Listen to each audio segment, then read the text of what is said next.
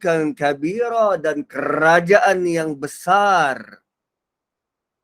Tuan-puan, Allah gambarkan kita pada ayat 20 ini umpama rusa masuk kampung atau rusa masuk bandar. Kita melihat ke sana kemari, setiap tempat kita lihat penuh dengan kenikmatan. Dan nikmat itu digambarkan bukan nikmah singular, tapi na'iman. Na'im ni plural dan ada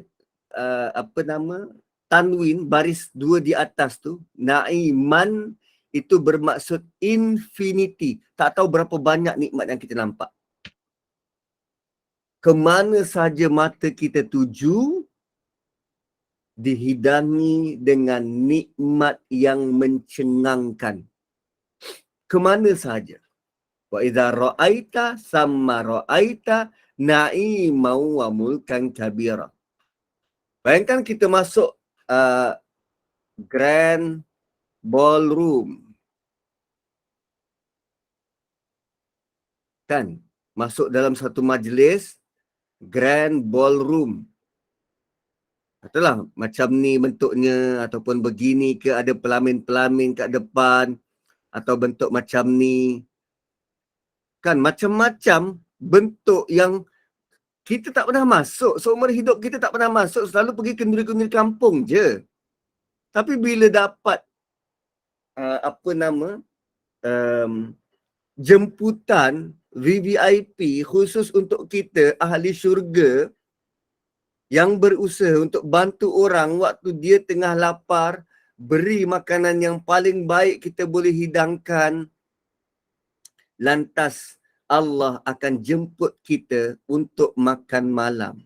Tak tahulah makan malam ke atau macam mana ke. Ada event khusus untuk kita dan Allah jemput kita ke tempat tu dan Allah gambarkan wa idza ra'aita samma ra'aita na'ima wa mulkan kabira.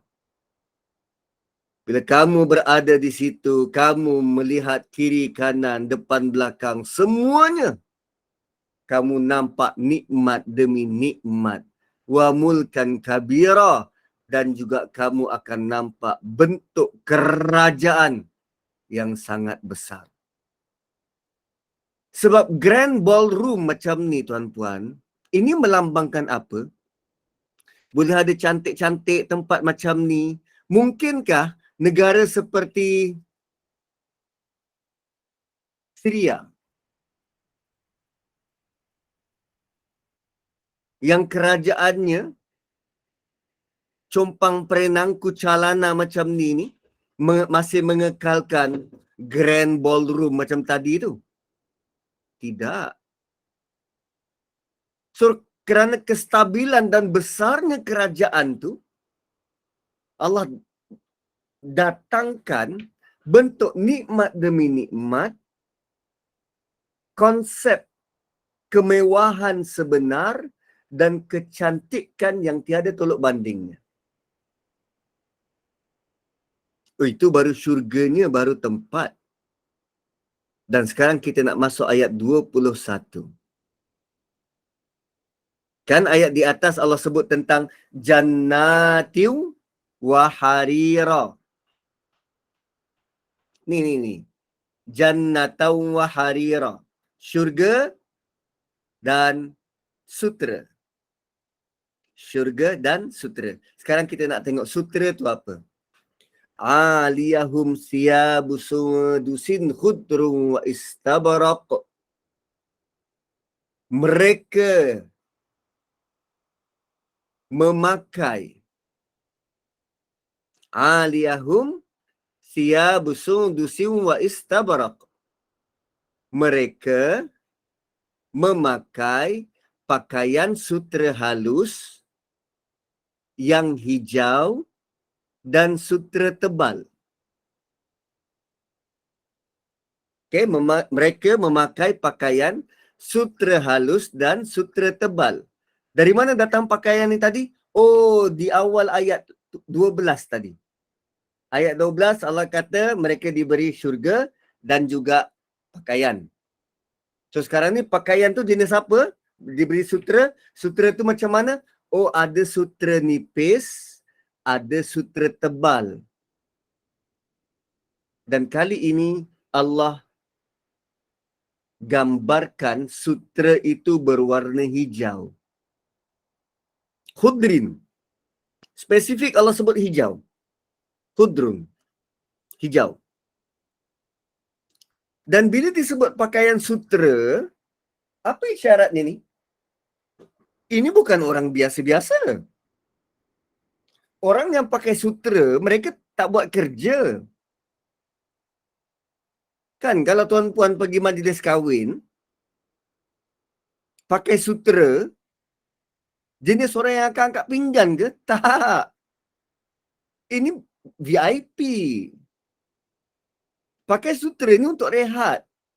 Untuk hadir majlis je. Kalau pergi tu nak rewang, kita pakai benda lain. Kita pakai t-shirt je. Pakai seluar jeans. Kan, tak pun berkain batik je pergi menolong.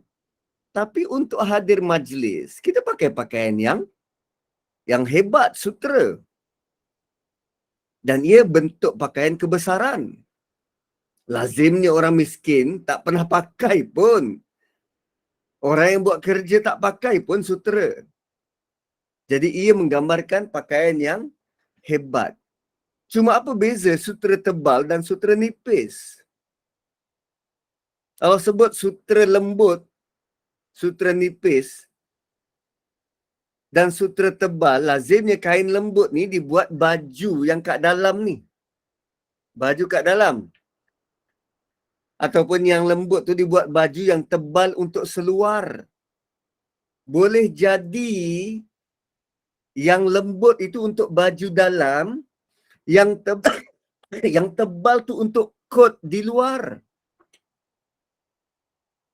Boleh jadi yang tebal itu juga dibuat jubah, yang lembut tu dibuat macam apa? Yang apa nama?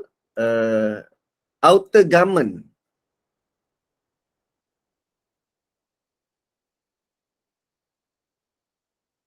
Outer garment, pakaian luar macam tu. Yang lembut kat dalam, yang luar ni outer garment.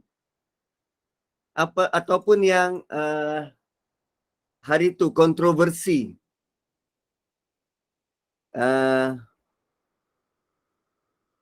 Lionel Messi dapat pakaian daripada Amir Qatar.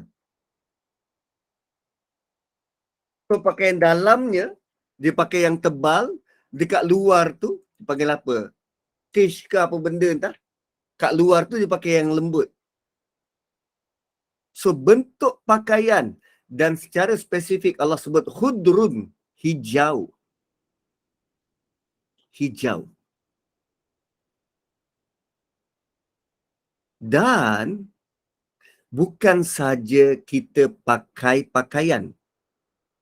So ada pakaian, ada sutera lembut dan sutera tebal, sudah prepared, sudah disediakan ikut bentuk tubuh badan kita, ikut kita punya ukuran. Tak tahu dekat syurga tu ada tailor ke tak. Dan kemudian Allah kata apa? Masih dalam ayat tu. Wahullu asawira min fiddah. Wahullu asawira min fiddah. Dan hullu dipakaikan kepada mereka gelang dari perak. Gelang dari perak.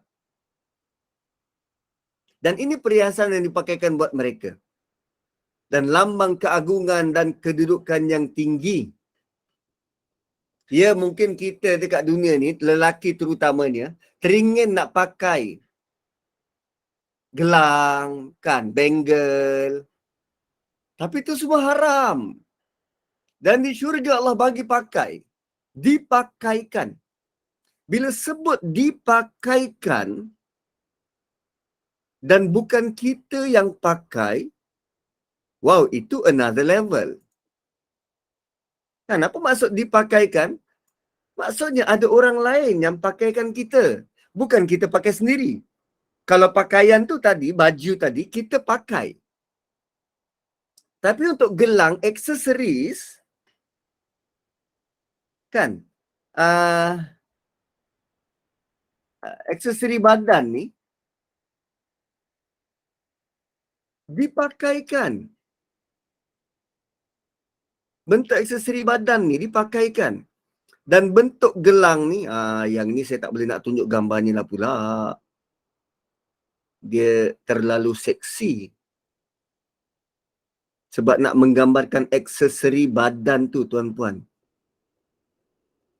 Aksesori badan tu, macam-macam. Sekejap ya, saya cuba cari yang tak seksi lah.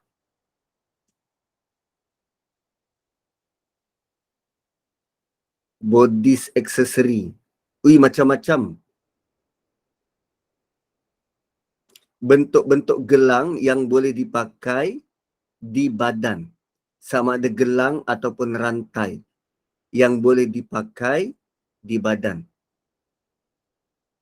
Dan bila disebut dipakaikan,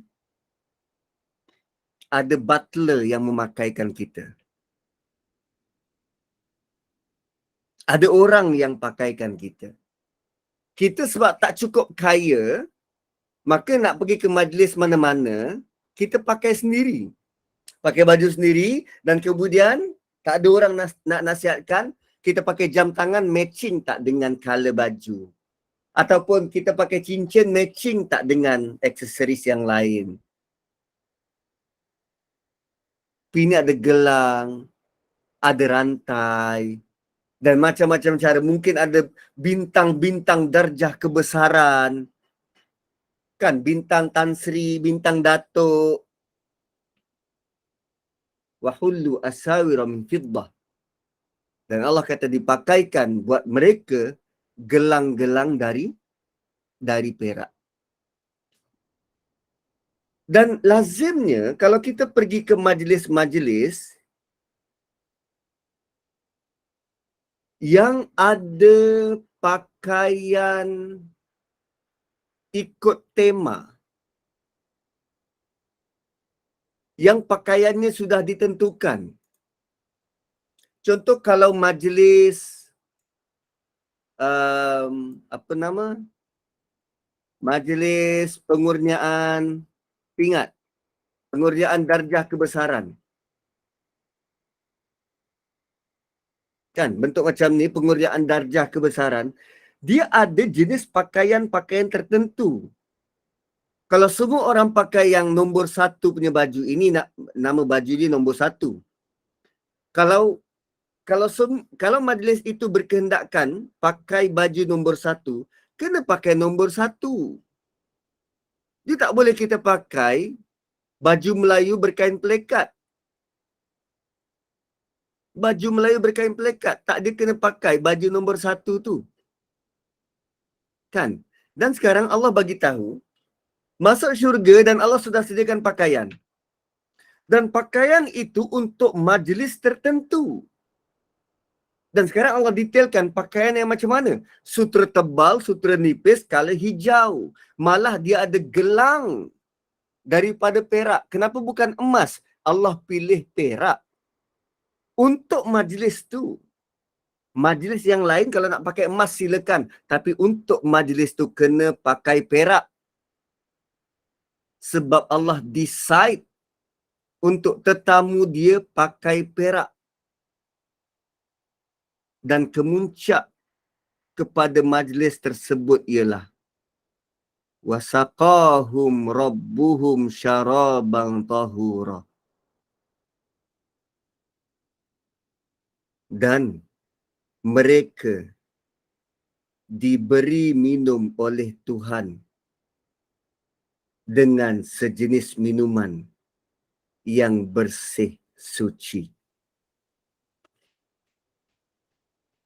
Tuan-tuan, ayat ini antara ayat yang sangat membuatkan kita rasa terhibur. Daripada awal surah ini, Suratul Insan, kita melalui peringkat Al-Abrar ayat 5, bentuk hidangan tu bentuk buffet. Kita pergi ambil minuman. Kemudian bentuk dom. Kita dihidangkan. Kita diberikan pinggan dan cawan bersila ganti. Kita duduk, dihidangkan. Dan ini peringkat ketiga. Peringkat ketiga tuan-puan adalah peringkat tertinggi. Kita jadi tetamu, Allah hidangkan air buat kita.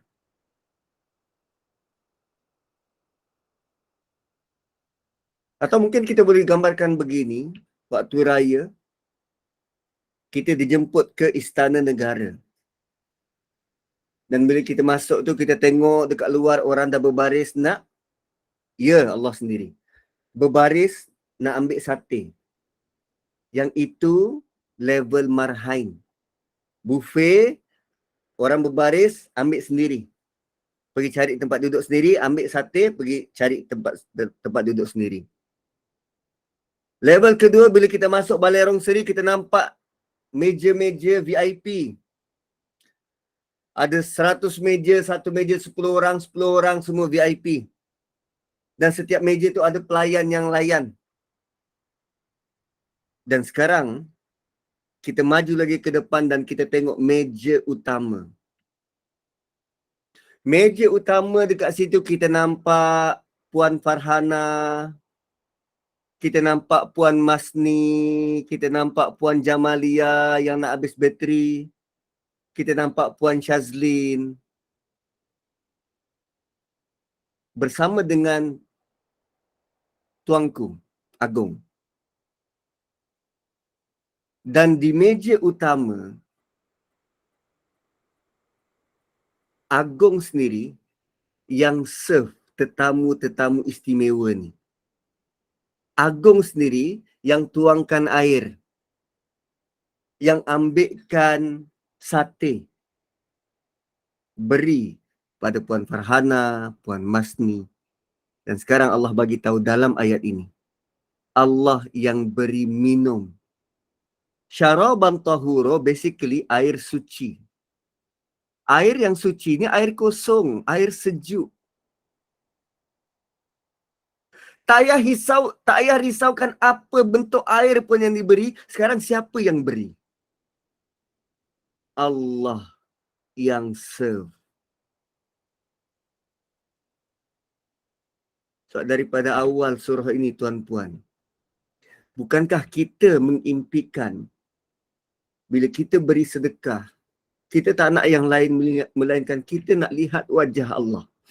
Dan Allah bagi tahu, kau bukan sekadar lihat wajah Allah. Allah akan serve engkau minum.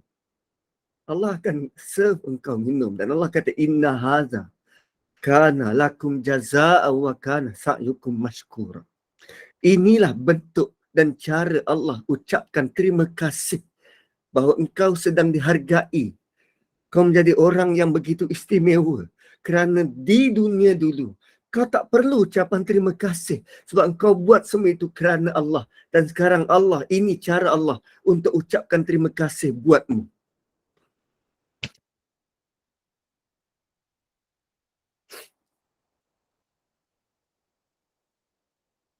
Ayat ni mahal. Ayat ni mahal tuan-tuan. Setakat kita bagi makanan berapa? 200, 300 ringgit. Makanan yang kita suka. Ajak anak-anak jiran yang tak berkemampuan. Sesekali makan dekat mana? McNatte. Dekat Soul Garden. Time cuti sekolah. Beri mereka makan. Tolong belanja untuk dia menghadap nak masuk sekolah. Yang anak ramai, yang miskin, yang yatim. Dan Allah beri jaminan. Satu waktu nanti dalam syurga, Allah akan layan. Dan ini cara Allah nak tunjuk bahawa Allah berterima kasih atas usahamu. Apa yang kau buat diterima dan dihargai. Hui, dahsyat tuan-tuan, dahsyat. Dahsyat. Sebab tu motivasi tertinggi untuk redha Allah, untuk lihat wajah Allah. Benda tu bukan main-main. Dan Allah bagi tahu ini realiti yang bakal berlaku. Ini yang bakal terjadi esok. Dan Allah sediakan satu occasion, kau kena pakai baju tema, sutra lembut, sutra tebal, warna hijau, pakai gelang perak sebagai tanda engkaulah VVIP yang layak duduk di tempat di sisi Allah Subhanahu wa ta'ala. Sebab dalam majlis sebelum ni tak sebut tentang pakaian. Allah sebut tentang apa? Utensil. Sebut tentang apa airnya. Tapi di sini siap ada pakaian. Malah waktu masuk syurga kita terkejut. Ui, dapat baju. Ini baju untuk apa ni? Ada special occasion untuk engkau bertemu dengan Allah dan melihat Allah dan dilayan oleh Allah Subhanahu wa ta'ala.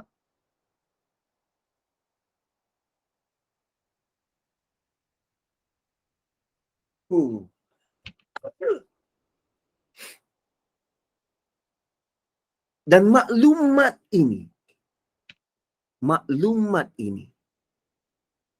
kita takkan dapat dan kita tak akan dapat keyakinan semacam ini kalau bukan kerana Quran yang beritahu. Inna nahnu nazzalna alaikal Qur'ana tanzila. Sungguh kami turunkan Quran padamu dengan beransur-ansur semacam ini supaya kamu boleh menghayati setiap baik perkataan Quran itu. Lalu kamu rasai dalam diri, benar-benar aku nak hidup berkhidmat atas agama ini kerana nak jumpa Allah Subhanahu wa ta'ala. Semuanya kembali pada Allah.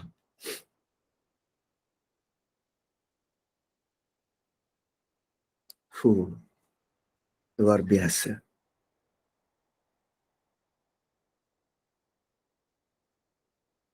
Selepas daripada Allah sebut tentang ini bentuk balasan buat kamu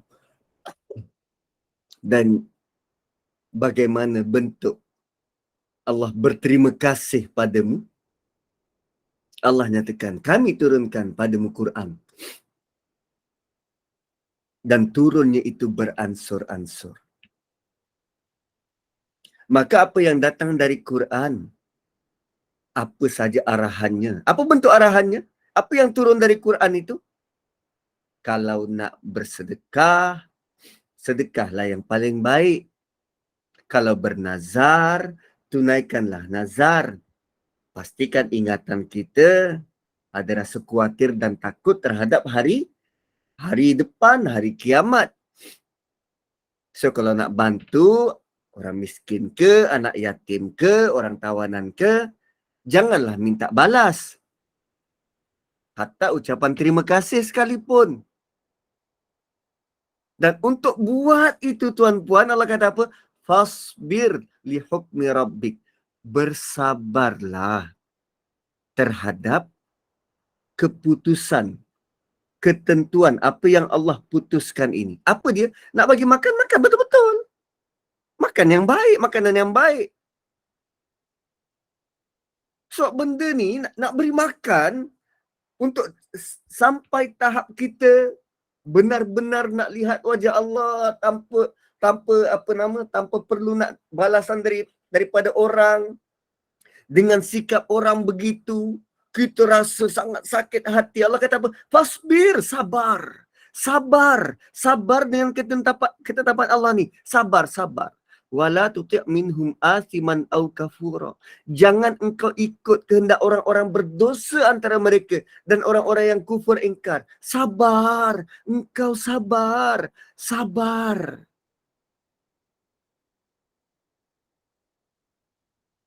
Sampai Allah suruh kita sabar, tuan-puan.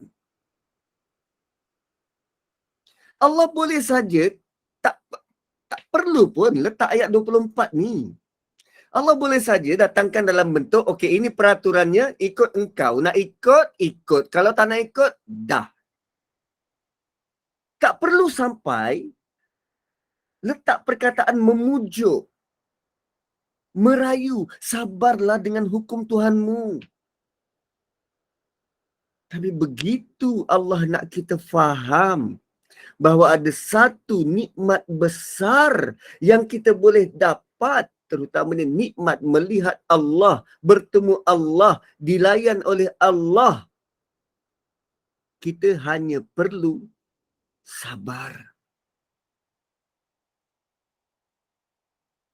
dengan hukum Tuhan. Dan sebahagian daripada hukumnya apa yang kita baca di atas. Ui. Dan Allah kata jangan taat pada mereka-mereka yang asiman, yang sentiasa berdosa. Apa maksud berdosa? Suka ungkit-ungkit, dah bagi dia ungkit, dia hina, au kafura, engkar, langsung tak nak bagi.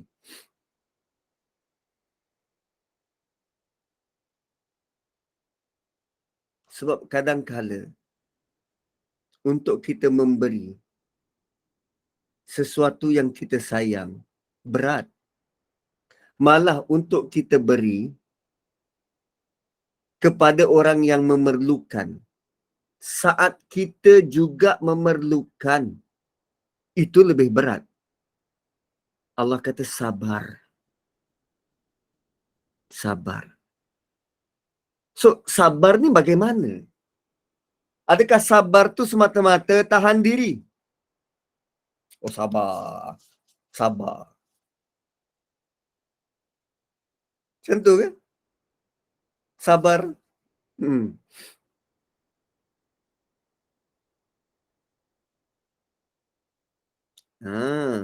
Oh, ada satu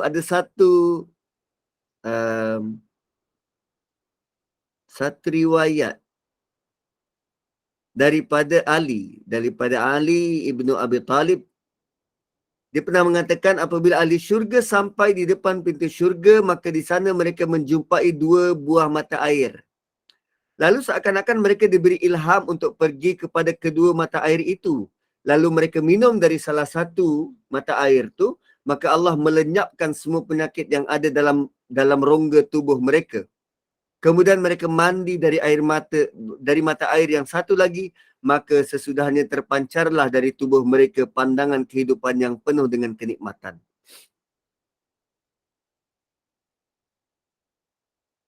Itu apa nama? Hadis tambahan lah.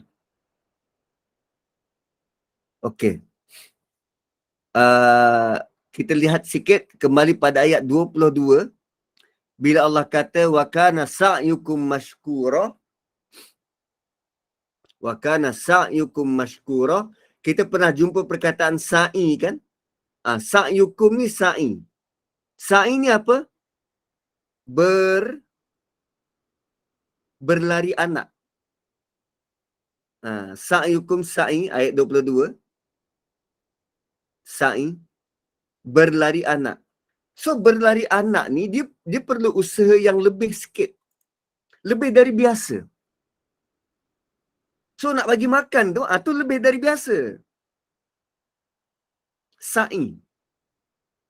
So bila benda yang lebih dari biasa kita usaha kuat sikit,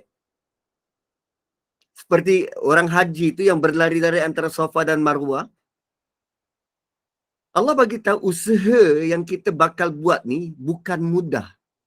Tapi ada usaha yang perlu dilakukan. Memang kena usaha, bukan goyang kaki je. Memang kena buat sesuatu. Memang kena usaha. Dan buat sekali belum tentu jadi. Sebab sa'i itu 7 kali. Sa'i itu 7 kali. So, kena sabar dalam taat. Dan sememangnya kita sedang menghadapi cabaran-cabaran ujian sentiasa. So dengan nak hadapi cabaran ujian, dengan kita memilih untuk memberi, kita memilih untuk membantu, lalu orang tak hargai, orang tak appreciate, bertahun-tahun kerja, member yang lain naik pangkat, kita tak naik-naik.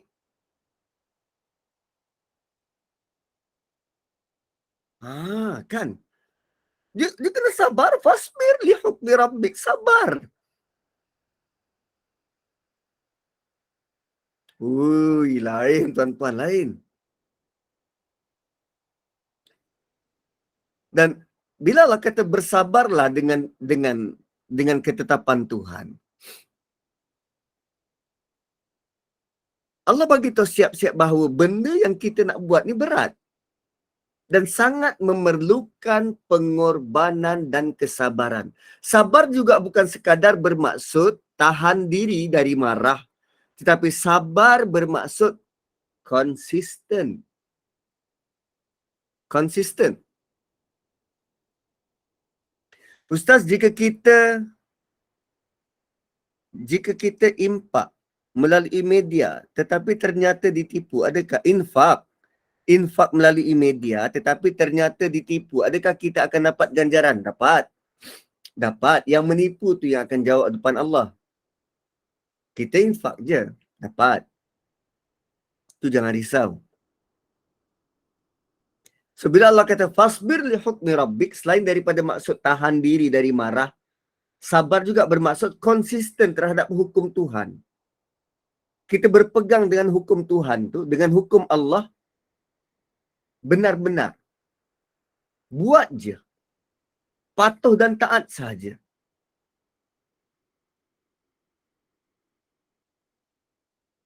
So, kita beramal dengan agama pun ada, perlu sabar, konsisten, persisten, istiqamah dalam ibadah. Istiqamah. Kan ada masa kita senang nak buat solat. Tapi ada masanya, waktu petang tu, seharian kita bekerja, petang tu kita dah rasa ngantuk, masuk pula isyak. Dia punya ngantuk luar biasa. Baru balik bercuti pula kan, kehadiah 3 hari. Sampai besok kerja. Hari ini hari pertama kerja. Dah lama bercuti. Hantar anak sana sini. Letihnya. Dengan jet lag lagi. Ada masanya ibadah tu ringan untuk dibuat. Tapi ada kalanya dia menjadi berat. Kena pula kita COVID. Lemah seluruh badan. Nak ambil air wuduk tu terketar-ketar. Ui. So itu fasbir li hukmi rabbik. Ada masa senang nak puasa. Tapi kadang-kala rasa lapar sangat. Ditambah pula lupa sahur. Macam-macam. Macam-macam. Dan kemudian Allah kata apa? Wala tuti' minhum athiman au kafura. Jangan kamu ikuti orang-orang yang berdosa.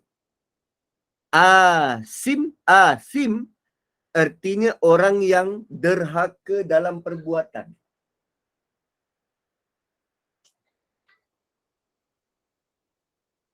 Asiman itu isim fa'il. Dua, dia memang terkenal sebagai pendosa. Dan al-kafur artinya orang-orang yang kafir. Dia berbeza dengan kafura di awal tu, ayat 5. Iaitu campuran bahan lain. Ini kafura, orang yang engkar.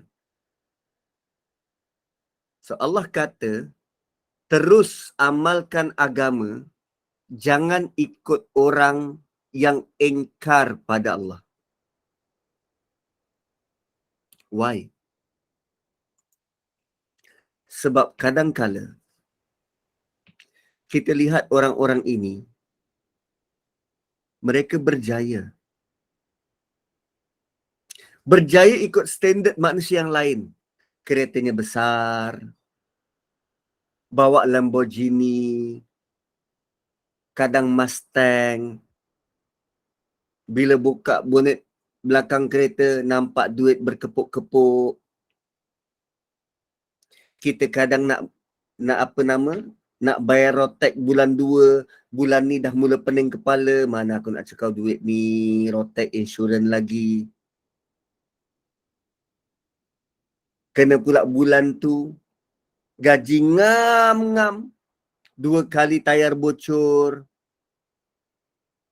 Ke situ pula perginya duit. Tapi lihat orang lain, bila tanya macam mana boleh dapat duit banyak ni, masuklah Forex. Forex itu hukumnya haram. Asiman au kafura. Trylah spot toto. Trylah berjudi. Mana tahu dengan RM1 boleh dapat RM1,000,000.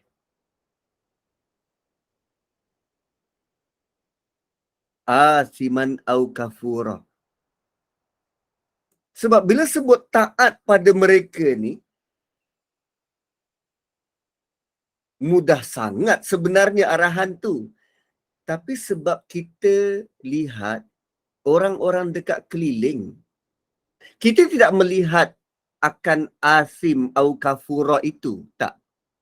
Kita nampak kesenangan mereka tu. Keretanya besar, rumahnya besar. Dan itu yang menarik kita untuk ikut. Bolehlah join sikit. Kau kan pakar Forex. Allah kata jangan. Jangan jadikan mereka contoh.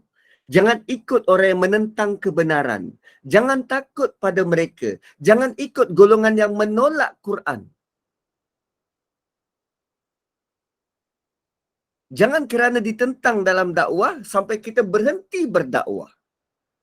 Jangan kerana kita dikutuk oleh netizen, maka kita berhenti. Putus asa. So, kalau begitu, kita sebenarnya ikut kehendak mereka yang nak kita berhenti. Okay. Kan? Jangan ikut kehendak manusia yang cuba nak ubah fikiran kita. Cuba untuk belajar agama, tiap-tiap malam, orang sindir. Apa kau dapat buat gini. Kalau kita berhenti, kita ikut kehendak dia. Jangan terikut-ikut dengan mereka. Jangan kerana nak puaskan hati manusia, kita ubah wahyu Allah. Ada kadang ustaz-ustaz yang takut nak ceritakan benda sebenar tentang agama. Sebab dia takut anak murid dia tak boleh terima. Dia takut menyinggung perasaan anak murid dia. No. Allah kata, la tuti' minhum asiman au kafura. Jangan ikut kehendak orang yang berdosa antara mereka dan orang yang kufur. Dan kemudian Allah kata apa? Wadhkurisma rabbika bukratan wa asila. So, kalau kita kena bersabar, adakah bersabar ni dengan tak buat apa-apa? No, bukan begitu. Sabar dengan hukum Allah, jangan taat pada orang yang nak jauhkan dengan Allah.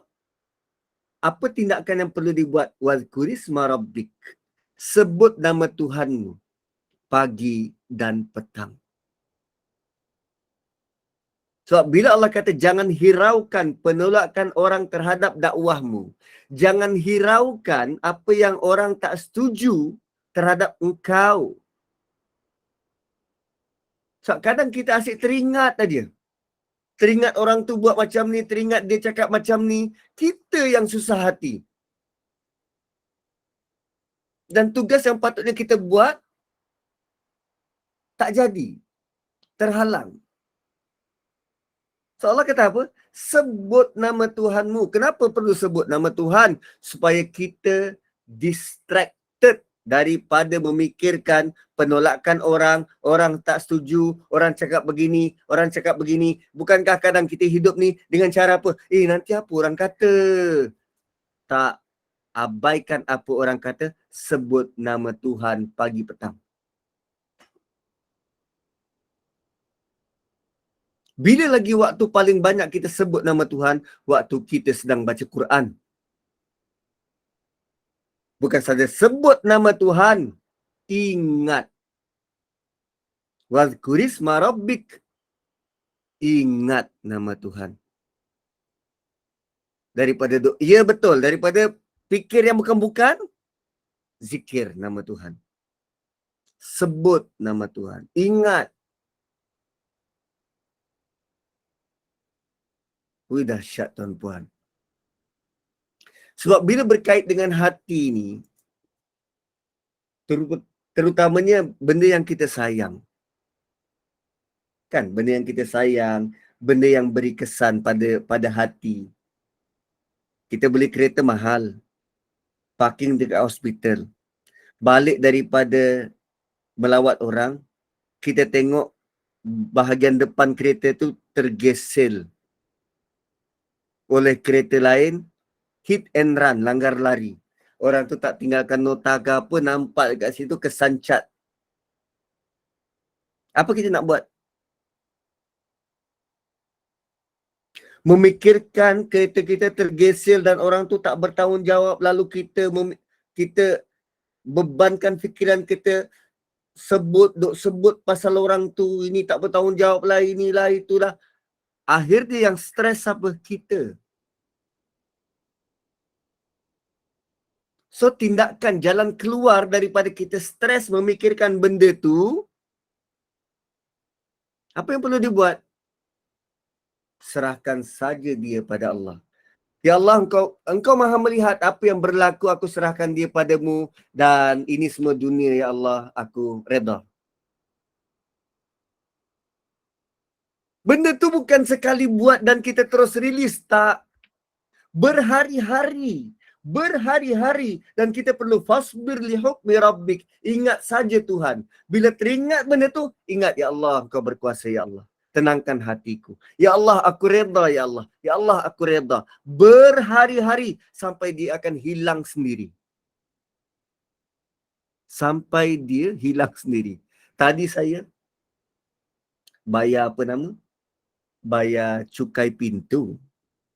Bayar cukai pintu. Kali pertama saya cuba buat pembayaran tu, apa nama? Maybank, dia lambat keluarkan notification. Saya duk ingat tak jadi. Saya buat kali kedua. Last kali bayar 2 kali. Bayar 2 kali. Jumlah tak adalah banyak, tapi sebab dah bayar 2 kali, hati ni duk fikir. Macam rugi, itulah, inilah kan. Bayar 2 kali. So, hati ni duk fikir, menyesal pun ada, kenapa tak cek betul-betul, kenapa itu, kenapa ini. Tapi bila baca ayat ni, sebut saja nama Tuhan. Allah takdirkan kita bayar 2 kali, redha. Adalah kebaikan yang Allah nak bagi. Saya terbayar untuk 2 tahun. Saya terbayar untuk 2 tahun. So, wazkurisma rabbik. Sebut saja nama Tuhan. Allah yang bagi segalanya kan. Itu kan cabaran. Kau terbayar 2 kali, apa kau nak buat? Ingat Tuhan atau ingat duitmu yang stuck dekat situ? Bagaimana? Kita tiba-tiba bila masa, tuan-puan. Dan benda ni relevan. Bila-bila masa boleh buat. Apa yang berlaku? Sebut saja nama Tuhan. Pagi dan petang. Pagi dan petang tau. Sebab benda tu akan datang. Hasutan-hasutan tu akan datang. Siapa yang mengasut ni? Syaitan lah. Dia yang duk cucuk-cucuk. Duit engkau, duit engkau. Oi, duit tu boleh buat macam-macam tu. Duit tu. Sebut saja nama Allah. Ya Allah, aku redha. Setiap kali datang, sebut nama Tuhan. Biar kita disebutkan dengan mengingat nama Tuhan. Allah sebut isma, nama. Sebut nama dia. Sebut nama dia. So, sebut saja nama dia pagi dan petang. So, in between pagi dan petang tu, okay, in between pagi dan petang tu, so waktu Nabi, kan ramai penentang Nabi. Lalu Allah suruh Nabi sibukkan diri dengan mengingat nama Allah, sebut nama Allah pagi dan petang, supaya tidaklah teringat tentang penentangan daripada orang terhadap baginda. Dan ia juga memberi kekuatan. Sebab confirm, ingat Allah, hati akan tenang. Tak percaya, cuba. Waktu kita ingat tu, kembalikan pada Allah, hati confirm tenang. Hati confirm tenang. Dan kita rasai tenang tu. Kita rasa tenang tu. Yang tadi hati tu macam bergelojak. Adalah rasa di hati tu. Bila kita kembalikan, ya Allah, aku serahkan padamu, ya Allah. Okey, nama-nama dari Asmaul Husna atau nama Allah itu sendiri. Apa yang saya buat ialah, bila terkenang benda tu, saya lazim sebut begini, ya Allah, aku redha dan aku kembalikan padamu. Peliharalah hatiku. Dah. Asal ada nama Allah, apa pun nama. Ya Rahman, aku ingin bahagia, aku redha ketentuanmu, ya Allah. Aku ingin jadi hamba-Mu, aku redha ketentuanmu. Berkali-kali. Tenang. Confirm tenang. Wadhkur isma rabbika bukratan wa asila. Pagi dan petang. So in between pagi dan petang tu, ada lagi tambahan. Allah kata apa? Wa minal laili. Dan sebahagian dari malam. Fasjud lahu. Maka sujudlah kepadanya. Dan ini merujuk kepada solat malam. Apa? Solat maghrib, isyak. Kalau nak buat tambahan, buat solat sunat witir. Tahajud ke mungkin. So, wa minal laili fasjud lahu. Sebahagian dari malam, sujudlah pada dia. Dan solat yang wajib tu maghrib dan isyak. Sebab selalu lepas Allah anjurkan orang mukmin bersabar, Allah akan suruh solat. Lepas suruh bersabar, Allah akan suruh solat. Dan ini memberi isyarat bahawa kekuatan itu untuk boleh terus-menerus melakukan amal soleh adalah dengan menjaga hubungan dengan Allah ni. Dan perbuatan tertinggi bentuk hubungan dengan Allah ialah salat.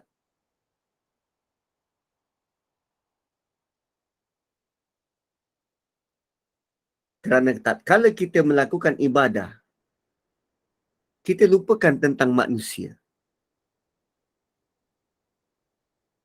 Sebab kita sedang menghadap Allah Subhanahu Wa Taala. Itu impak salat. Nah, betul. Wasta'inu bis-sabri was-salah. Mohonlah. Ista'in. Bukan kita minta iyyaka na'budu wa iyyaka nasta'in. Allah kata wasta'inu bis-sabri was-salah. Kau minta bantuan, minta pertolongan, sabar dan solat. Wah, gitu. So, minal laili fasjud lahu wasabbihu lailan tawila. Dan bertasbihlah kepada Allah pada sebahagian besar dari malam. Waktu malam Allah anjurkan bertasbih. bertasbih, menyucikan dia. Dan ini merupakan anjuran untuk mengerjakan solat malam. Sama ada tahajud atau qiyamul lail. Kalau dalam surah Muzammil tu, Ya ayyuhal muzammil qumil laila illa qalila nisfahu aw inqus minhu qalila aw zid alaihi warattilil qur'ana tartila. Hai orang yang berselimut, bangunlah di malam hari kecuali sedikit darinya pada seperduanya, atau kurangilah dari seperdua itu sedikit atau lebih daripada seperdua itu, dan bacalah Quran dengan perlahan-lahan. Dan ini masa kita dekatkan diri dengan Allah. Waktu bening malam, awal pagi, dan solat itu kita munajat dan mengadu pada Allah, harapkan kekuatan. Dan bayangkan kalau kita sudah membiasakan diri untuk me time, berdua dengan Allah, kita putuskan connection tak kala orang tengah tidur semua, tidak disibukkan dengan isteri dan anak, antara kita dan Allah, sudah biasa menjadi tetamunya, bukankah lebih mudah terpilih untuk jadi tetamu sehingga Allah boleh serve kita minum nanti?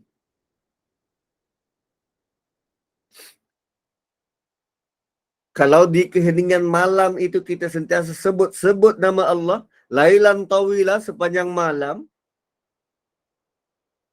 mengapa tidak Allah jemput kita untuk jadi VIP yang special?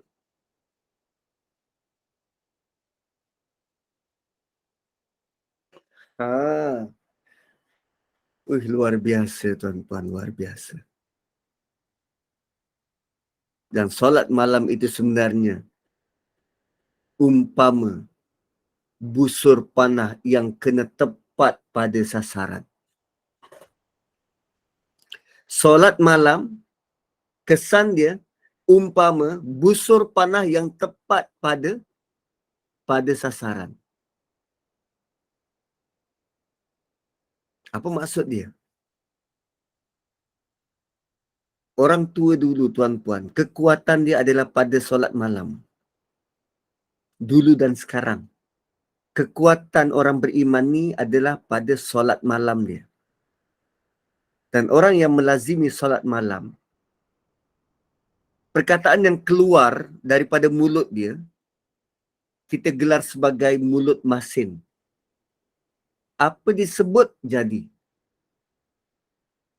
Apa dia disebut, jadi. Itu bullseye tu. Macam anak panah yang tepat pada sasaran. Dia not even berdoa, dia sebut je, jadi. Jadi. Solat malam. Banyak dah peristiwa berlaku macam tu. Sebut, jadi. Wazkurisma rabbika bukrata wa asila wa minal laili fasjud lahu wasabbihhu lailan tawila. Dan menariknya pasangan ayat ini, tuan-tuan dan puan-puan, sebelum kita berakhir seminit lagi, pasangan ayat ini bermula daripada kami turunkan Quran, bersabar dengan hukum Quran, sebut nama Allah siang dan malam, dan Allah akhiri dengan solat. Mula dengan Quran, diakhiri dengan solat. So inilah perkara yang jadi keutamaan untuk kita laksanakan sebagai preparation per individu, persediaan individu kita supaya kita dapat kekuatan bila kita bernazar, kita tunaikan, ada kekuatan, timbul rasa takut pada hari akhirat, dan bila kita kuatkan diri kita, kita mudah untuk beri bantuan pada orang tanpa perlu minta ucapan terima kasih kerana hubungan kita dengan Allah sudah kuat. Sudah kuat. So tuan-tuan dan puan-puan, insya-Allah kita akan sambung lagi akan datang. Nanti saya akan maklumkan pada Opah. Barakallahu li wa lakum, kembali kepada moderator. Berjanji dengan bernazar itu sama. Bernazar kita convert perbuatan sunnah menjadi wajib. Itu bernazar. So basically bernazar ialah kita berjanji dengan Allah untuk convert perbuatan sunat atau harus menjadi wajib. Wallahu a'lam. Terusnya kalau ada nak buka soalan boleh ke Ustaz? Ada siapa-siapa nak tanya? Boleh? Ada yang tanya tu waktu terbaik untuk solat malam. Okey, ada yang nak tanya soalan, silakan. Waktu terbaik untuk solat malam, asal kita terbangun, solat je. Kalau nak tentukan spesifik waktu, lazimnya 3 dan 4. Yang itu tu tahajud. Tapi kalau qiyamul lail, selepas solat isyak. Suatu ada perbandingan, ada dibuat perbandingan antara Abu Bakar dan Umar. Abu Bakar, dia akan solat malam, solat witir awal. Dia akan solat witir awal. Katalah habis isyak, dia akan solat malam. Kemudian tutup dengan witir. Umar pula, dia akan solat witir akhir. Habis dia solat tahajud, semua 3-4 pagi. Sebelum subuh, dia solat witir akhir. Lalu orang tanya pada Rasulullah, ya Rasulullah, apa beza diorang ni? Abu Bakar dia kata, aku takut aku tak terbangun malam, jadi aku solat awal. Umar kata, aku confident. Aku yakin Allah akan bantu aku untuk bangun malam dan aku akan solat akhir. Kedua-duanya boleh. Sama ada kita nak buat lepas isyak, 11 rakaat seperti yang Nabi buat, atau semampu kita, 2 rakaat ke 4 rakaat ke, silakan. Yang penting ada penambahan di samping solat maghrib dan isyak. Sebelum subuh boleh boleh. Sebelum subuh boleh. Wabil ashari hum yastaghfirun. Itu waktu sahur. Waktu sahur, selain daripada tasbih, kita digalakkan untuk istighfar waktu sahur. Wallahu a'lam. Assalamualaikum Ustaz. Ya, waalaikumsalam. Saya Sahira. Nak tanya, yang tentang nanti di syurga nanti, kita dapat melihat wajah Allah. Ya. Apa yang dia maksudkan sebenarnya tu? Wajah. Dapat lihat wajah. Tak, maksud saya dia memang nampak macam fizikal ke apa, sebab setahu kita yang Allah itu tiada berbentuk, tiada rupa kan. Ya, betul. Tapi macam kita belajar akidah lah kan. Allah laisa kamislihi syai' kan. Betul. Tapi bila kat syurga tu macam mana pula dikatakan kita boleh nampak Allah tu? Hukum dekat dunia berbeza dengan syurga. Dekat dunia kita ada hukum-hukum berkaitan dengan Allah tanpa mempertikaikan bagaimanapun Allah itu, kita wajib beriman. Namun di syurga, Allah sendiri yang reveal diri dia. Bagaimana caranya tu, tak tahu. Bagaimana rupanya, tak tahu. Yang penting Allah kata wajah dia. Itu je. Allah kata wajah dia. Maknanya wajah macam mana tu kita tak tahu.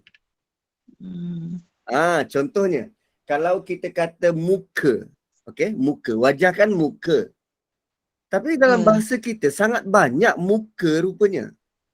Muka jam, muka pintu, muka surat. Semua tu muka. Tapi dia berbeza-beza. Dan dah tentu bila Allah kata wajah Allah cukup berbeza sehingga kita tak boleh nak gambarkan apa-apa pun. Tapi yang penting kita melihat Allah walau bagaimanapun dia.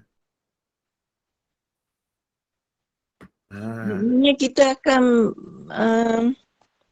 benar-benar melihat dengan nyata lah macam tu. Betul, Nabi kata bagai kita melihat bulan purnama. Oh. Maksudnya daripada arah mana pun kita dalam syurga tu, kita dapat lihat Allah. Dan waktu tu dia ada occasion tertentu. Tu yang disediakan pakaian tu. Untuk melihat Allah, dia ada pakaian tertentu. Sebab waktu tu adalah waktu hari raya. Hari kebesaran di syurga.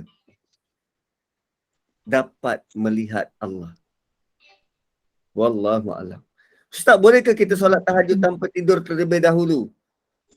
Tahajud dikira kalau kita tidur dulu sebentar, walau sebentar. Kalau tak tidur, itu namanya qiyamul lail. Kalau tak tidur, itu namanya qiyamul lail. Sama je. Yang penting kita buat. Tidur dulu ke, sebelum tidur ke, yang penting buat. So masing-masing ada kelebihan masing-masing. Qiyamul lail macam kita buat solat tarawih. Itu qiyamul lail. Lepas isyak, sambung. 20 rakaat, 8 rakaat. Ustaz nak tanya kalau dah terlelap, masih isyak, lepas tu dalam pukul 12 lebih. Boleh buat tahajud, boleh. 10 lebih pun dah boleh buat. Sebab kita isyak 8, sekarang 8.30. 8.34. Isyak. Selepas isyak, apa yang kita buat? Katalah kita sembahyang 15 minit. 8.34, 35. Habis 8.50. Pukul 9 kita buat apa? Kenapa nak tunggu sampai pukul 12? Pukul 9 sambunglah sembahyang sunat. Sebab selepas isyak, basically kita tak buat apa-apa tuan-puan. Kita tinggal nak apa? Tengok TV. Tengok Facebook. Kita tak buat apa-apa. Lepas pukul 9, pukul 10. Ustaz, tahajud ke dulu, hajat ke dulu? Solat. Tak kira tahajud ke dulu, hajat ke dulu. Yang penting solat. Dia tak ada spesifik. Kena buat ni dulu. Tak. Terpulang pada kita. Nak all the way tahajud pun silakan. Kerana yang menerimanya Allah Subhanahu Wa Taala. So, kalau saya katakan, kena solat hajat dulu baru tahajud. Siapa saya yang kena tentukan penerimaan jenis-jenis solat yang kita hadapkan pada Allah? Itu bukan kerja saya. Ustaz, yang Rasulullah, maaf ya, yang cara Rasulullah buat macam mana? Nabi buat 11 rakaat. 11 rakaat macam kita solat tarawih 8 tambah 3 witir.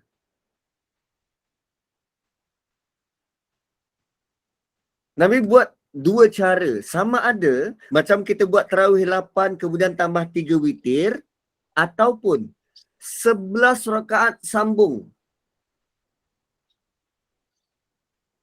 11 rakaat sekali solat, satu salam. Nabi buat macam tu. Oh, boleh. Boleh.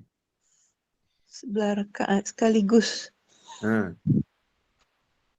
Atau kalau rasa macam, pelik sangatlah Ustaz. Okey, kita buat 4 rakaat.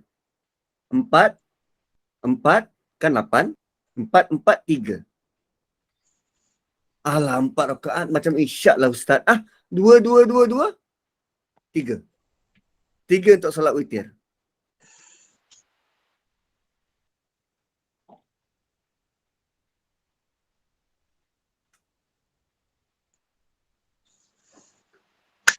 Ustaz, kalau kita dah janji dengan Allah nak bimbing anak-anak dia.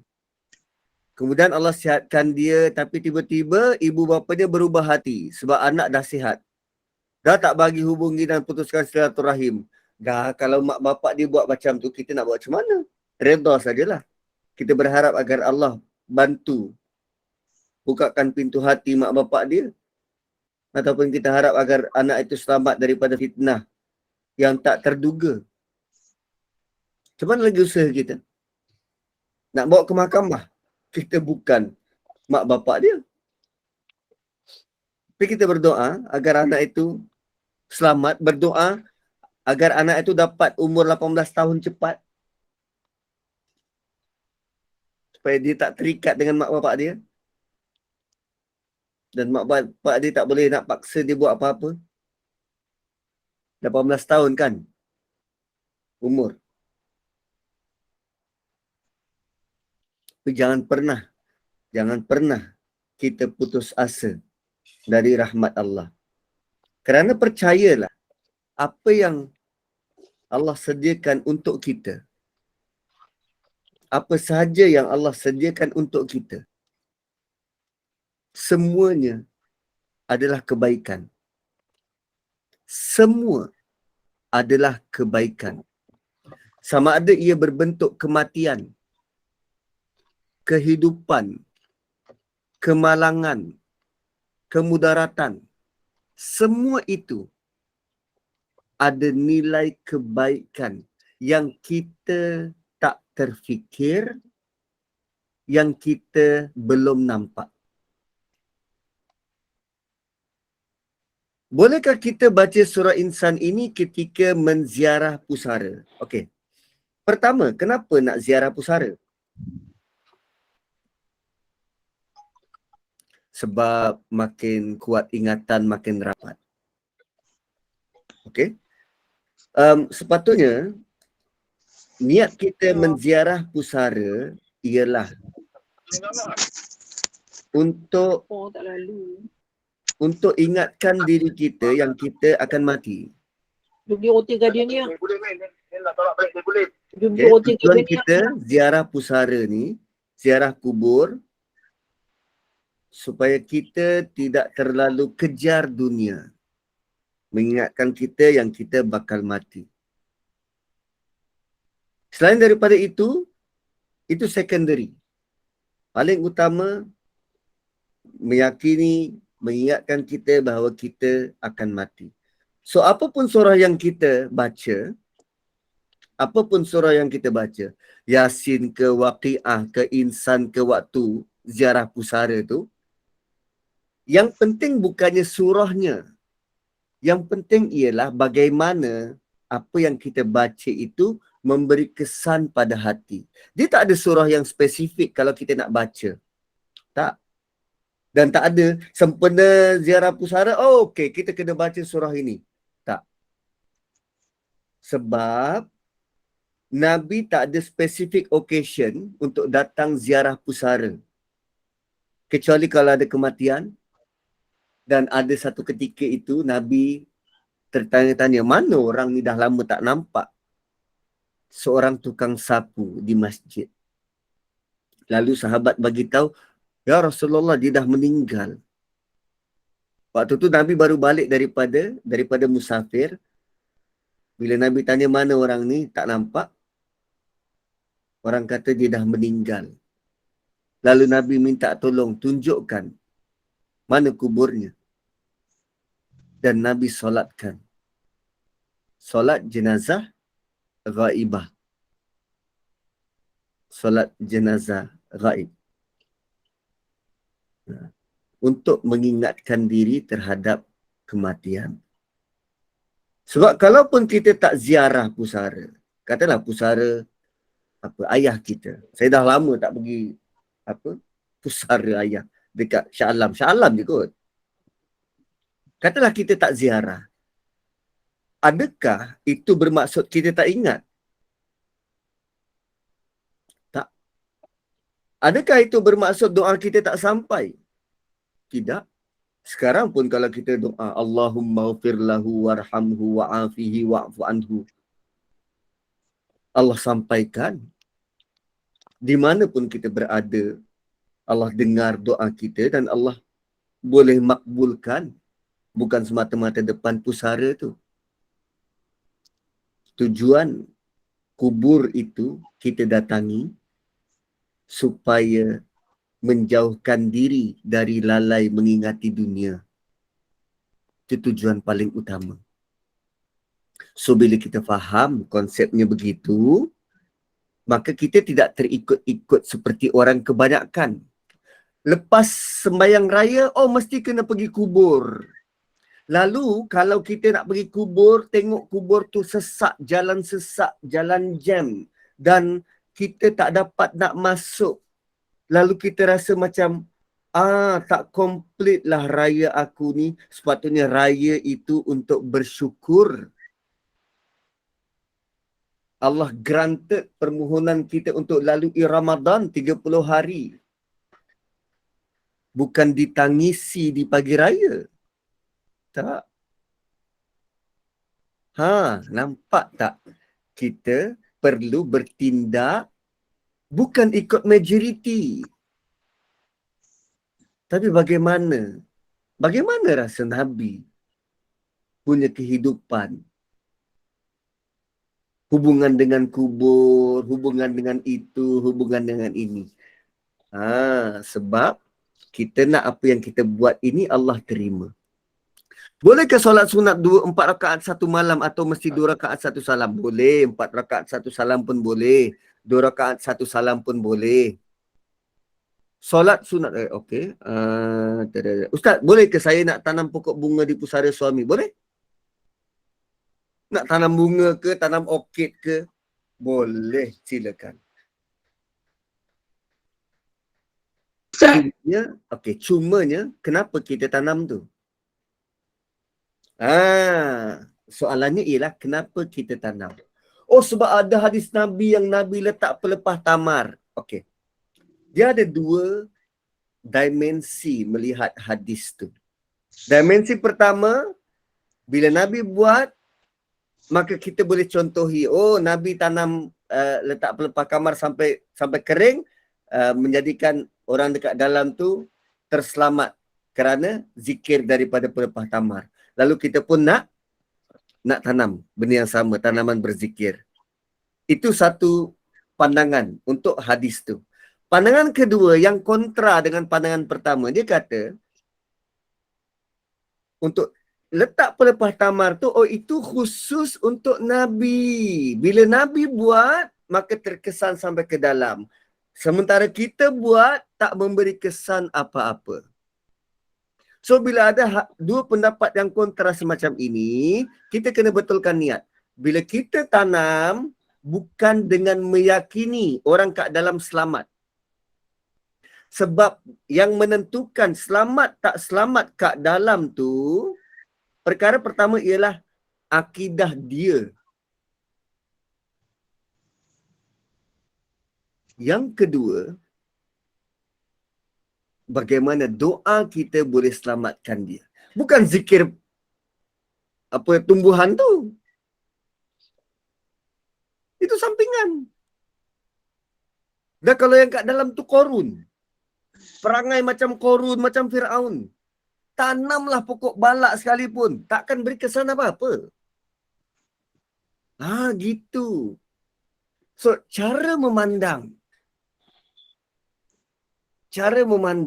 bukan kita nak hasil daripada kita tanam tu, oh dia bahagia. Tak, doa kita pada dia itu lebih utama, itu lebih penting. Doa kita pada dia, doa kita mohon Allah selamatkan dia. Itu lebih penting, lebih utama. Terutamanya orang yang rapat dengan dia, suami kita, anak-anak kita pada ayah dia. Luar biasa. Luar biasa. Kalau tanam pokok tu tambahan je. Tambahan je. Macam kita beli tudung dak. Tudung dak yang itik tu kan. Kan mahal tudung tu. Lepas tu kita nak letak glitters. Oh sebelum tu tudung tu kita nak buat apa? Sulam. So dalam 100% tudung tu, yang paling utama apa? Tutup aurat. Bukannya glitternya tu, bukannya manik-maniknya. Tak. Itu sampingan.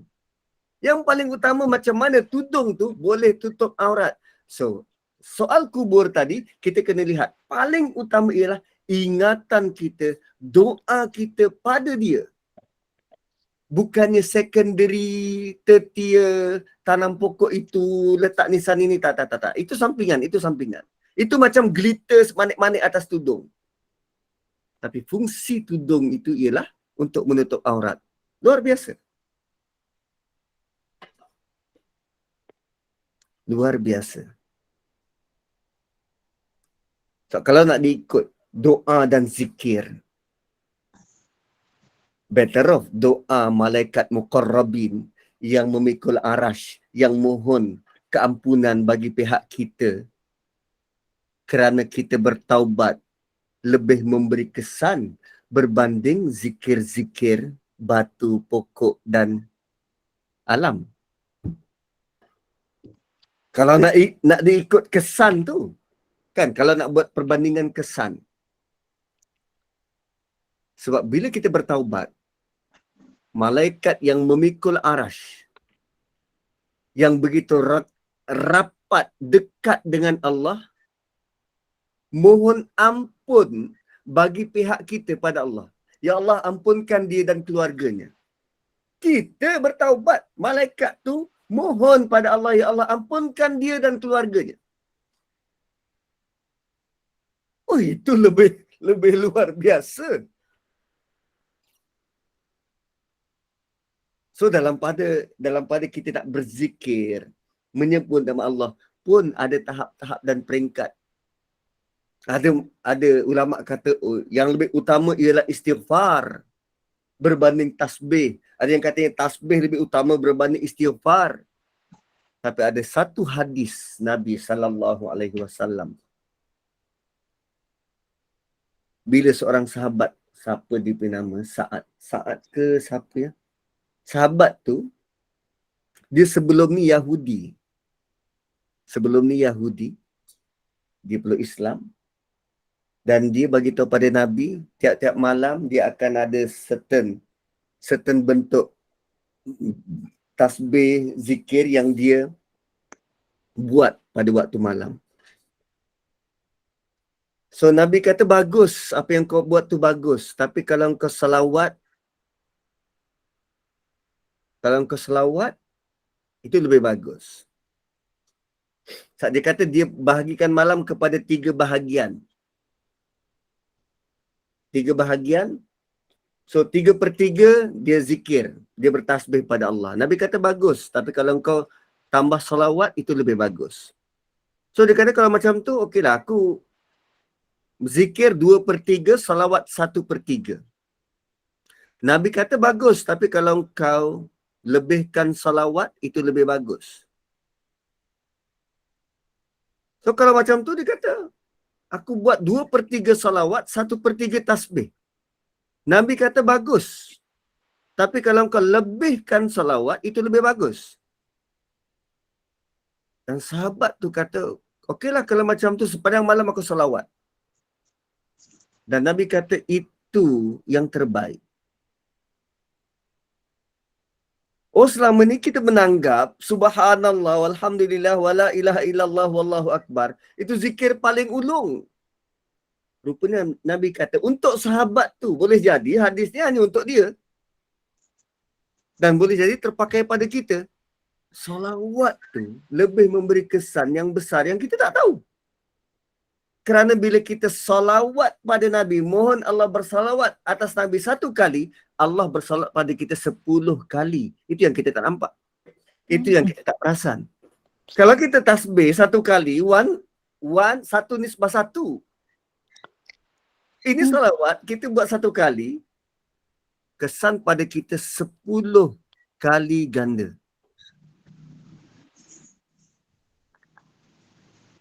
Ustaz, ada yang kata hubungan suami isteri terputus selepas habis iddah, doa suami tak sampai seperti mana masa hidupnya. Betul ke Ustaz? Okey, nak tanyalah yang kata tu, okey. Kan di persoalan ada yang kata. Saya nak tanya, boleh tak kita tanya yang kata tu, tanya yang kata macam ni, dia memang berdoa pada isteri dia memang tak sampai ke? Atau dia berdoa pada suami dia memang Allah bagi tahu, doa kau tak sampai ya, kau kena buat cara lain. Macam mana dia tahu doa tu tak sampai?